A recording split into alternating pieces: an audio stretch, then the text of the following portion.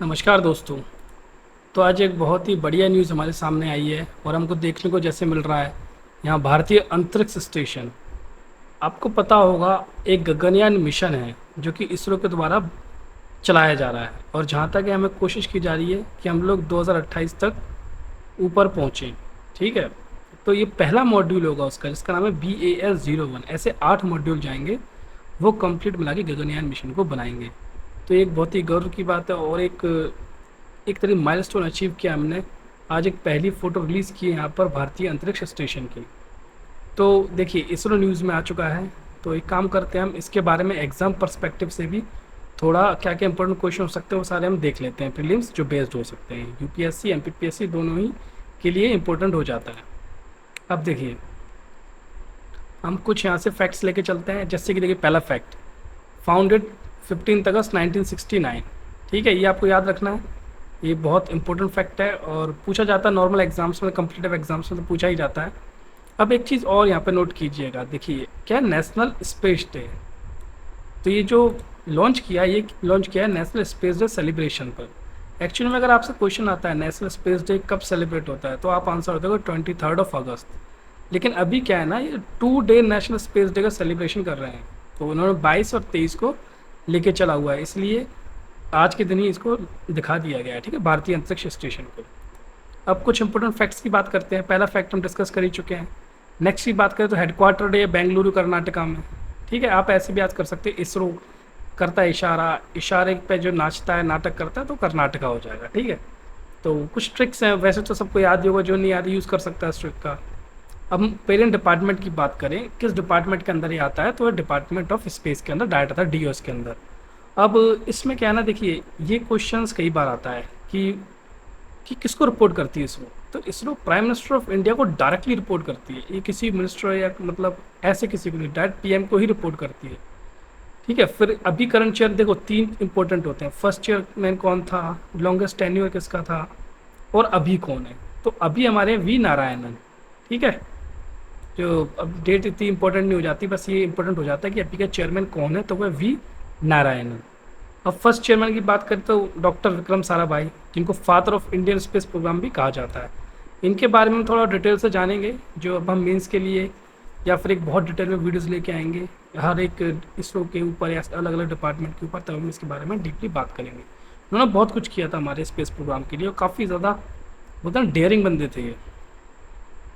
अब देखिए पहले चेयरमैन 3 आपको स्पेशली याद रखने हैं। पहले विक्रम साराभाई 63-72। अब देखिए यहाँ पे 69 में बना था ना, उससे पहले ही बहुत कुछ हुआ। साराभाई ने बहुत कुछ किया है, यहाँ तक कि जो मेन इंस्टीट्यूशन में साराभाई का बहुत ज़्यादा कंट्रीब्यूशन रहा है, हम बाद में पढ़ेंगे उस चीज़ को।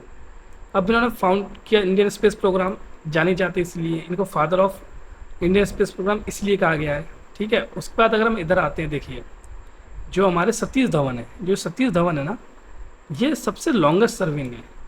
एक क्वेश्चन यहाँ से आता है कि इसरो के सबसे लॉन्गेस्ट सर्विंग चेयरमैन कौन थे, तो वो सतीश धवन थे। अब यहाँ से एक ट्रिक बन सकती है, आप याद कर सकते हो, Vikram started, Satish stayed longest और वी नारायणन इज न्यू। मतलब ऐसे 1-2 बार बोलोगे आपको याद ही हो जाएगा ये।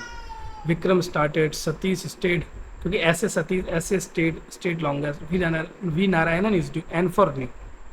ठीक है, एन फॉर नारायणन। तो ये सारी चीज़ें इसमें आ जाती हैं।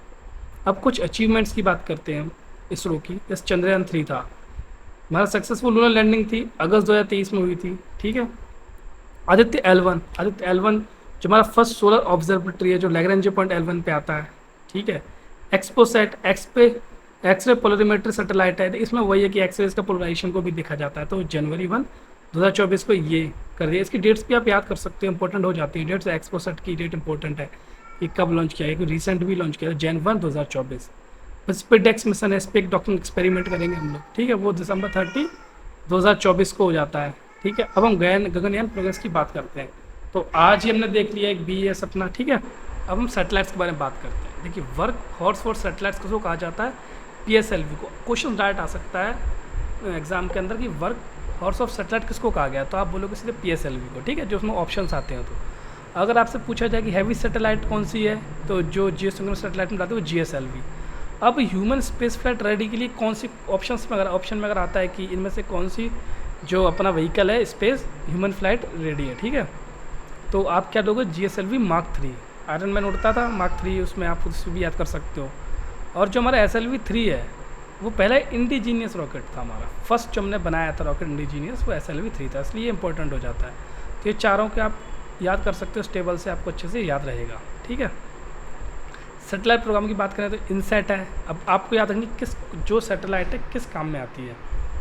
अगर हम इनसैट की बात करते हैं तो वो कम्युनिकेशन सैटेलाइट है। IRS रिमोट सेंसिंग है तो उसको अर्थ ऑब्जर्वेशन सैटेलाइट के अंदर लेंगे, ठीक है। फिर IRNSS और नाविक है, वो रीजनल नेविगेशन सिस्टम है। कार्टोसैट जो कार्टोग्राफी के लिए, तो अर्थ इमेजिंग सैटेलाइट वो आ गई, ठीक है, कार्टोसैट। अब ये कुछ और इम्पोर्टेंट फैक्ट्स हैं, मतलब इसरो के सारे फैक्ट्स इंपॉर्टेंट होते हैं। अगर देखा जाए जितनी भी हमारे पास जितनी इंपॉर्टेंट इंस्टीट्यूशंस हैं उसमें सबसे इंपॉर्टेंट इसरो ही होता है, इसी से सबसे ज़्यादा क्वेश्चंस बनते हैं। तो हमको जहाँ तक इसको अच्छे से पढ़ना है। इसरो 4th एजेंसी थी जिसने मार्स के पास पहुंची है, USA, USSR, ESA के बाद, ठीक है। यूरोपियन एजेंसी है, स्पेस एजेंसी, ये रशिया, ये अमेरिका। उसके बाद हम लोग 4th है।